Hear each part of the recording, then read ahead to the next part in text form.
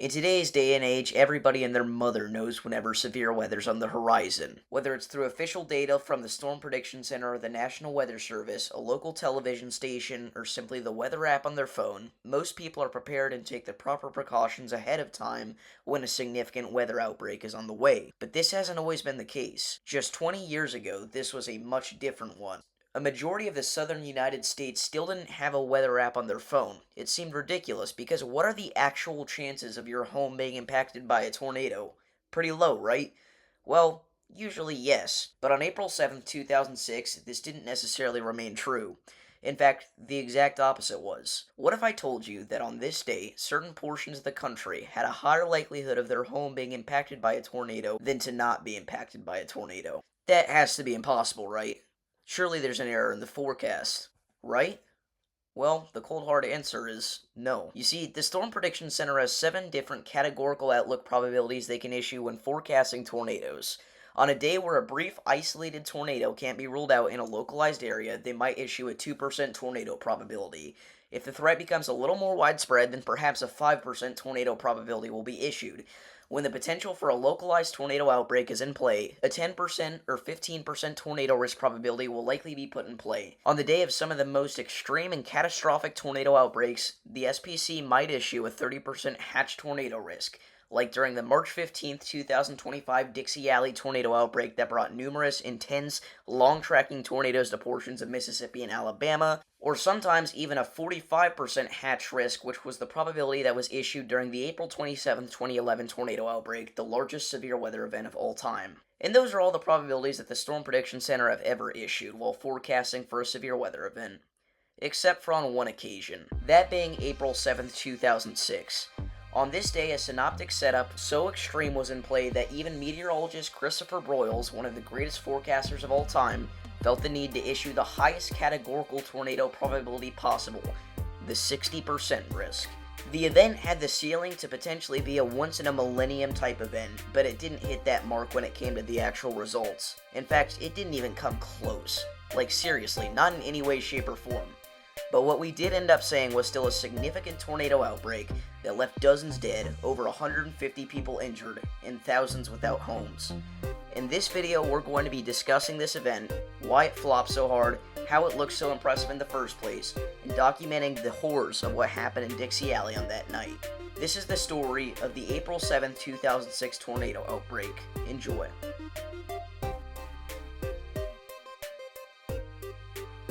You stupid shredder. Hi. To first understand the state of tornado season leading up to this event, we must first understand what had happened thus far in the year 2006, and it was a bit of a weird one, so get ready. The month of January brought nearly 50 tornadoes to the United States, mainly across portions of the southeast quadrant, the Ohio Valley, and Kansas, with 2 of them being pretty significant. On January 2nd, a large cone tornado tore through northwestern portions of Polk County, Georgia, receiving a high-end EF3 rating. And just 4 days later, a wedge tornado tore through the west side of Belleville, Alabama, killing 1, receiving a high-end EF1 rating. The month of February was boring as per usual, but even a little bit more inactive than normal, as it only brought 19 tornadoes. However, on the 1st of February, there was a significant localized tornado outbreak across the New Orleans metro, bringing a high-end EF2 to the west side of the city. And March is where 2006 turned around big time. From March 9th through the 13th of 2006, a multi-day super outbreak impacted portions of Missouri, Illinois, Arkansas, Oklahoma, Mississippi, and Alabama,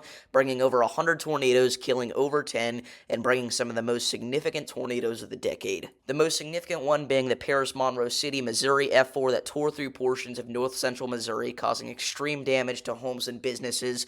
This tornado was a whole story in of itself, and I want to make a separate video on this tornado and its outbreak entirely. There was also the F2 wedge tornado that tore through the city of Springfield, Illinois, tracking over 67 miles and injuring 20.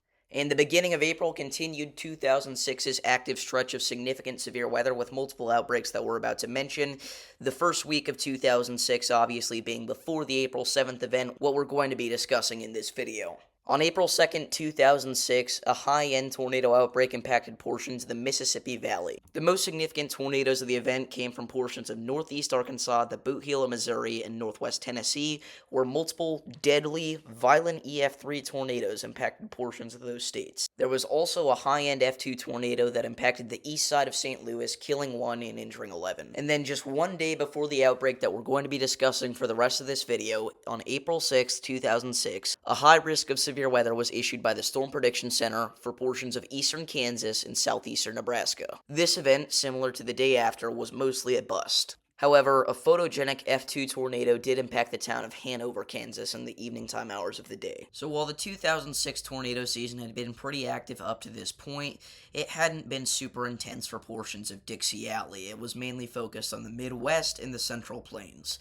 But the April 7th outbreak would change that all. The environment for this setup was primed. As early as 12Z on April 7th, over 2,000 joules per kilogram of surface CAPE was noted across portions of southern Texas.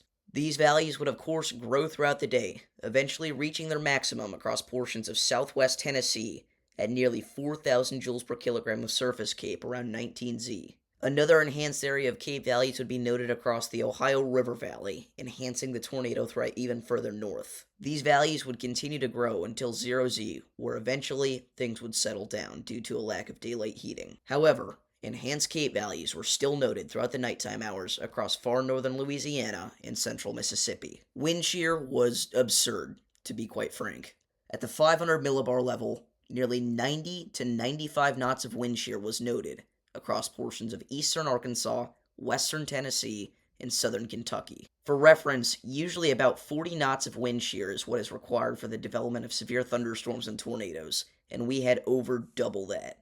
Dew points were also quite high, hitting 70 degrees as early as 12Z in southeast Texas, and eventually getting up to 70 degrees across southwest Tennessee at around 20Z. On April 6, 2006, on the Day 2 outlook at 1730Z, National Weather Service and Storm Prediction Center forecasters noticed this trend and decided to issue the first ever Day 2 high risk of severe weather. This outlook was maintained at the 13Z outlook on April 7th. With a high risk of severe weather remaining in play for sections of southern Tennessee, northwest Alabama, and northern Mississippi, being driven by a 30% hatch tornado threat. And by 20Z, forecaster Chris Broyles issued the high risk driven by a 60% hatch tornado threat, and this was across portions of south central Tennessee, northwest Alabama, and northeast Mississippi, where those greatest values of instability and wind shear overlaps were going to be at that point. There was also a 45% hatch risk for significant damaging wind gusts and a 60% hatched hail risk as well. Now, I would like to know, there is a pretty common misconception I noticed that a lot of people think that the April 14th, 2012 outbreak, the one of the largest Central Plains tornado outbreaks of 2012, this brought significant to violent tornadoes widespread across portions of northern Oklahoma and central Kansas.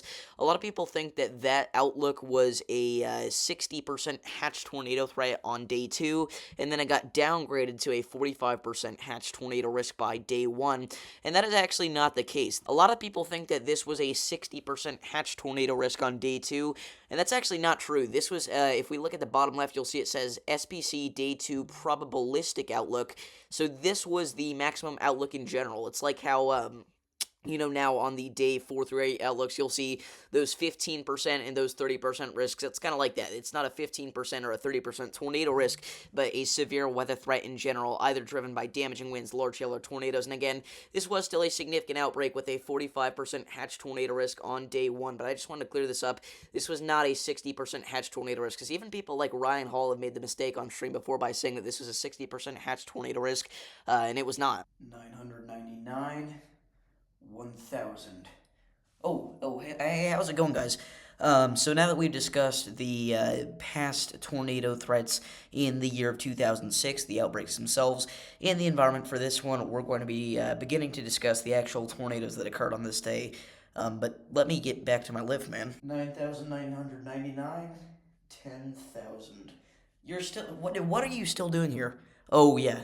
I forgot to tell you guys to like and subscribe if you haven't already. Not only did I just do 10,000 curls, but I also spent like a month on this video, so please. At 10:20 a.m. Central Daylight Time, a PDS tornado watch was issued for areas in the high risk. This watch called for the threat of long-tracking, violent tornadoes, large hail up to softball size, and destructive winds up to 80 miles an hour. By 12 p.m. Central, supercells capable of producing large hail and lower level rotation were evident across western Tennessee and southern Kentucky, and it wouldn't be long before one of these supercells would produce the first tornado of the day. A supercell with tight and strong rotation appeared evident southeast of McKenzie, Tennessee. For this reason, the National Weather Service in Nashville decided to issue a tornado warning for Big Sandy, Camden, and surrounding areas. At 12:40 p.m., the tornado touched down just south of Big Sandy, damaging trees and power lines. This tornado was relatively weak and brief, however still managed to cause thousands in property damage. But this wouldn't be the end of this supercell's wrath. It continued to produce 2 more weak and brief tornadoes south of Tennessee Ridge, before eventually doing something big. At 1:23 p.m., the supercell had developed rotation more impressive than it had at any other point in its life cycle. And just 7 minutes later, the strongest tornado of the entire event would touch down northeast of Charlotte, Tennessee, the Ashland City EF3. This tornado tore a long track through the northwest side of Ashland City before eventually dissipating south of Pleasant View. But the devastation for this area had just begun. The tornado caused extreme devastation across portions of Dixon and Cheatham counties, the likes of which these communities that had been impacted by the tornado had never seen before. Every home was destroyed that this thing touched. Every yard was turned into a junkyard. Cars were thrown into basements of homes that had their top floor ripped off. Communication towers were destroyed. Trees were debarked and uprooted. However, miraculously, partially due to quick warning time by National Weather Service offices, this tornado caused 0 fatalities and nobody was injured. Even described by the National Weather Service themselves, a brick home was demolished. Appliances, drywall, and furniture were thrown hundreds of yards away from the actual structures. The damage was extreme enough to the point where I and many others would likely say comfortably that this tornado would have been rated an EF4 with the enhanced Fujita scale. A true Tennessee catastrophe. But this supercell wasn't done yet. Not even close. By 1:44 p.m., a cell merger appeared west of the Nashville Metro, encroaching on the supercell's territory. By 1:53 p.m., this merger would enhance the supercell's strength, and quickly another one would pop up to the south, doing the exact same. These 2 mergers led to the production of the deadliest tornado of the day, the Hendersonville-Gallatin EF3. This large, destructive tornado touched down north of Nashville. It would continue to move off to the east-northeast, developing a clear TDS on the reflectivity. TDS stands for Tornadic Debris Signature, and it's the term that we use to refer to whenever a tornado is picking up pieces of trees, houses, and whatever else and throwing it thousands of feet up into the atmosphere, and then it reflects back onto the radar with those pink shaded colors because the radar thinks that it's either rain or hail, but it's actually pieces of people's lives, unfortunately. The tornado continued to move east-northeast, but something catastrophic happened. This tornado hit the Hendersonville radar site, knocking out the radar coverage for the next several hours and for the rest of this tornado's duration. The last look that we had at this textbook tornado showed a monster supercell approaching Gallatin, Tennessee, capable of producing catastrophic damage. Look, right there is a tornado. It's rotating. There's a funnel. There's some lightning in it too, so. I think if you're in Parsons, you need to get inside and get to a place of safety. If you're driving around out there, park your car and get in somewhere, because this is a mean-looking storm that is going to be traveling off to the east. Likely, this thing is going to produce a tornado if it is not right at the moment. The multi-vortex wedge tornado caused some of the most catastrophic damage that the north side of the Nashville Metro had ever seen. Homes were completely swept off of their foundations. Manufactured homes were thrown hundreds of yards. Yards were once again turned into junkyards, similar to what happened with the Ashland City tornado. The damage was unreal. Many exited their homes after the tornado occurred and couldn't believe what they saw. The Goodlettsville Metro Baptist Church took a direct hit from the tornado, leading the steeple to fall and other portions of the building to be damaged. Cars were mangled around power lines. Intense tree damage, with many being uprooted or debarked. And unfortunately, in this tragedy, 7 people lost their lives and 128 more were injured. The tornado destroyed 25 homes, 13 businesses, and 31 more were damaged. On top of the 7 people that died due to the direct impacts of the tornado, an 83-year-old woman had a heart attack after it ripped through her town and she saw the damage. In Sumner County, 700 more homes were damaged or destroyed. The Volunteer State Community College in southwest Gallatin took a direct hit from this tornado as well, but out of the 25,000 students that attended the college, none were injured due to the school's safety precautions. Although the Ashland City tornado may have been stronger, this one was far more devastating due to the areas it impacted being more populated in its long track. And what happened after this was even more unbelievable. Literally nothing. 0 tornadoes for the rest of the day anywhere in Dixie Alley reached the intensity of those F3s. So what the heck happened? Okay, we've been talking about this all video. This was expected to be the largest Dixie Alley tornado outbreak and potentially the largest tornado outbreak in general of all time. And we saw 2 EF3 tornadoes and that's it. So what happened? Now, this portion of the video requires some nuance because it's not the entire event that flopped necessarily. We had our 2 long-tracking, violent F3 tornadoes north of the Nashville metro, and if we take a look at the Storm Prediction Center outlook from Christopher Broyles at 20Z, you'll notice that there was a 30% hatch tornado probability in that area, and for the most part, that verified. But in the area where we had our 60% hatched risk across northeast Mississippi, northwest Alabama, and south central Tennessee, all we saw were weak, brief F1 or F0 tornadoes. And why is that? Why is it that literally an area that had a quarter of the instability of our 60% zone overperformed it? And it wouldn't be right for the cause of this bus to be different than the cause of so many other Dixie bus in history. It all comes down to one thing: storm mode. Whenever I said that, 99% of weather enthusiasts probably understood what I was talking about already, but just for the people that don't, storm mode is basically the amount of storms that we have in an area and the type that they are. For example, some storms are supercellular and they have the greatest potential to produce a tornado, and some are linear. These usually end up producing significant damaging wind gusts instead, and that is exactly what happened on April 7th. You see, what we were expecting on April 7th was a cluster of April 27th-like discrete, nasty supercells capable of producing violent, long-tracking, and deadly tornadoes.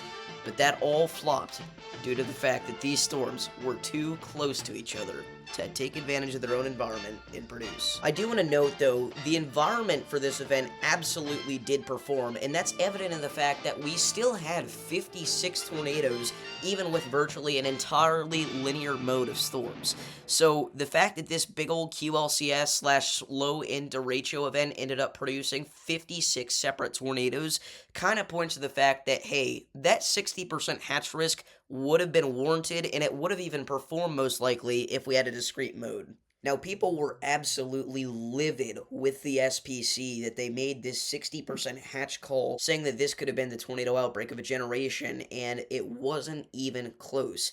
But you have to give the SPC some credit here. This was at a time where forecasting in general was much harder. Forecasting the specific intricacies in terms of storm mode, how outflow boundaries are going to develop, how often they're going to develop, if instability would play out, if shear values would match what we were expecting. All those things, you have to take them all into account, as well as other surface shenanigans. You have to take into account helicity. There are so many different factors that go into forecasting an event like this, and just one thing being worse or better than expected can change the entire course of an outbreak. Again, if these supercells were just 1 mile further apart each, they could have had the potential to produce some of the most violent tornadoes to ever scrape Dixie Alley. But the forecaster for this event, Chris Broyles, says it best in his April 2nd breakdown with Convective Chronicles, an event that did play out to forecasters' expectations. So I'm going to let him take it away. You know, these forecasts are not done lightly. You know, when we put out a high, it affects multi-state regions. Businesses close, schools close, families plan. You know, impacts a lot of people, and so, you know, it's very difficult to make these calls. The SPC was put into place to forecast these major tornado outbreaks, and that's what it's all about. It's just trying to get forecast out in time so people can plan and make appropriate actions. And I couldn't have said it better myself. these forecasts that the Storm Prediction Center issues for events like this, it's not about, oh, I was right and the SPC wasn't, I'm better than them. It's about getting the forecasts out, making them as accurate as possible, but also getting them out in an appropriate time manner so that people can prepare for these events. If you guys did enjoy this video, make sure to like and subscribe. Again, I spent way too long on this, as I do with most of my documentaries. Let me know down in the comment section below what I should talk about next, because I'm kind of struggling for ideas recently, but this one I really thought was a pretty interesting subject, so I decided to go with it. Again, that's about all I've got for you guys today, so thank you all for watching. I'll see you guys all in the next one. Peace. Oh, wait, I forgot. Become a member. Members get access to exclusive perk shoutouts at the end of every forecast and a bunch of other stuff, so become a member.